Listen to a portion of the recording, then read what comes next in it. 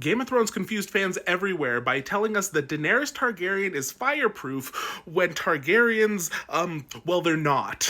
Please allow me to state this as plainly as possible. Daenerys Targaryen is not immune to fire. Targaryens in general are not immune to fire. And the decision to make her immune to fire and say that, like, ooh, well, she's a true Targaryen because of that, it's confusing. It's confusing with so many pieces of not only like her story, but the lore in general. And yeah, let's go over it. So why did they do this? Well, I think there's two reasons, or rather, there's a reason, and then there's a reason behind the reason. So let's go over the obvious reason. The reason is this scene right here. Daenerys Targaryen walks into a giant burning pyre and is able to walk out again, not only alive, but with magical dragons reborn in the world because she's just that girl. But oh no, the audience is going to be so confused because, she's a live human person and she walks into fire and then she survives. So let's explain how she survives. It's very simple, you see. She's immune to fire, so she wouldn't have anything to fear about, going into the giant flaming pyre. Yeah. From an audience perspective, like, again, it's pretty simple. They wanted to explain this scene in a way that was clean and concise to their eyes. And from a storytelling perspective within the confines of the show, that makes sense. They were able to plant it very early on. You have the first episode where she wants the water basically boiling in her bath. She doesn't feel anything. She later grabs the burning hot eggs when they're in the fire, when she's with the Dothraki later. And then finally, when Viserys gets his golden crown, she makes the comment, "Fire cannot kill a dragon." All of this implying that a real Targaryen, a true Targaryen, aka Miss Thing over here, wouldn't be able to be taken out by fire. Okay, so now that we've established their logic, what's the reason behind the reason? Well, I think the reason behind the reason for them making this all a thing is they don't like the book's explanation and they wanted a version that they preferred. So in the books, Daenerys does survive going into the pyre, but she does not fully come out unscathed. When she comes out of the pyre at the very end, they find her and all her hair has been burned off, and it's just, she's bald-headed with dragons, and that's the end scene. She doesn't have these previous run-ins that show that she is immune to fire. In fact, she can and does burn herself on occasion. Even post getting her dragons in later books, she burns herself. She burns her hair off a second time in A Dance with Dragons. So the scene with the pyre is a unique situation. It isn't the discovery of some secret ability that she didn't know she had. It is unique because it is magical. Now, George has described that incident as a miracle. It is a miracle that it was a one-time deal that isn't going to happen again. She isn't fireproof. It is because a special confluence of events and circumstance all came together for magic to happen.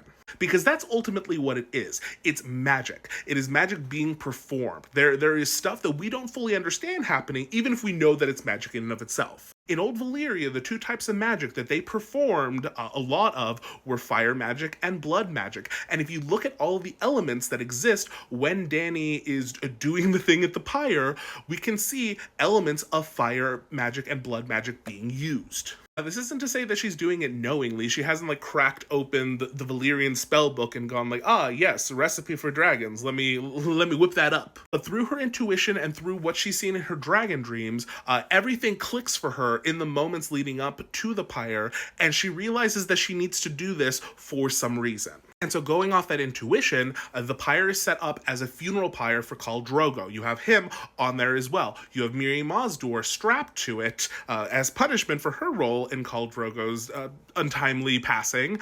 And then you have Daenerys herself walking into it. You have these elements of fire and these elements of blood and sacrifice, if you will, all present in this one thing. And she doesn't really know what she's doing, but she's just, she's letting the spirit move her, if you will. And so because of that specific combination of elements, we have the miracle. Magic was wrought in that moment. Dragons were reborn in the world, and whatever she did, turned into that. All that is a lot. It's very magic heavy. It's very fantasy heavy. There are a lot of elements that we fully don't comprehend here, and we might never fully comprehend. The point, I don't think, will be to know what the recipe to making a dragon is. The point is that we know that these elements came together in such a way, and that she was moved by some kind of magical influence to bring this to life. Now, if you have a pair of showrunners who are kind of notorious for not liking magic, for trying to downplay the magical elements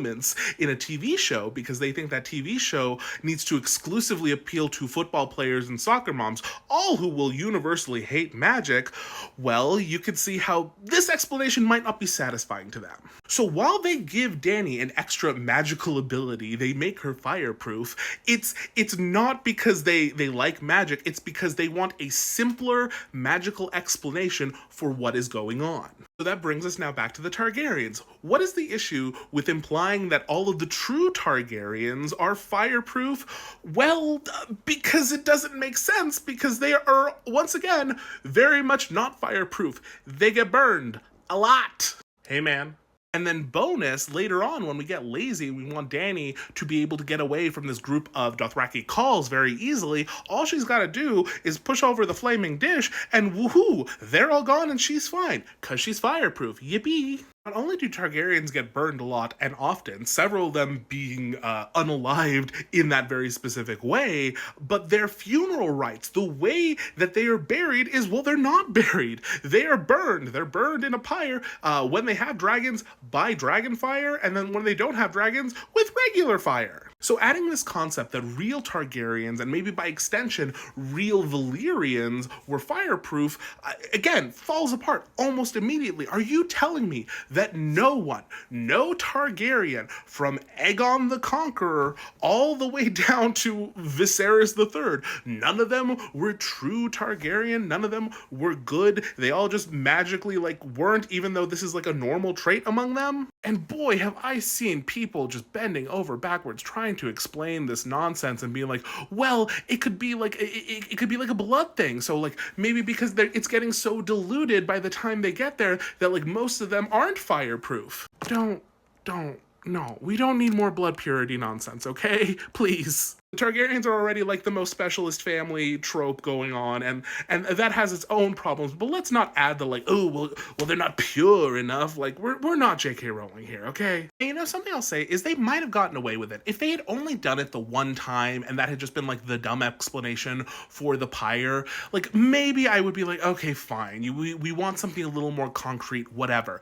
But the fact that they use it again, they go back to it, and they use it as the Deus Ex Machina with the calls, because she needs to get out, and there isn't an easy way to do it, but it's okay, I'm fireproof. Ugh. So when people ask, no, none of these people are fireproof, that isn't a thing. The scene in which Dany is fireproof exactly one time is a scene where we know that some form of blood and fire magic is occurring, and because of that, because she lucks out and all of these things are in the perfect place and a miracle occurs, as George says, she survives it. Also, P.S., I know people in the comments are going to want to be oh, see, so-and-so gets off by fire and this person gets off by fire. I'm purposely avoiding some spoilers because several of the famous Targaryens that are taken out by fire, well, they're in the shows that are currently in production. So let's just, let's zip it, okay? Anyway, tell me what you want me to talk about next. Do all the things. It helps the thing. I don't know. Yeah, okay. Good night, y'all. Bye!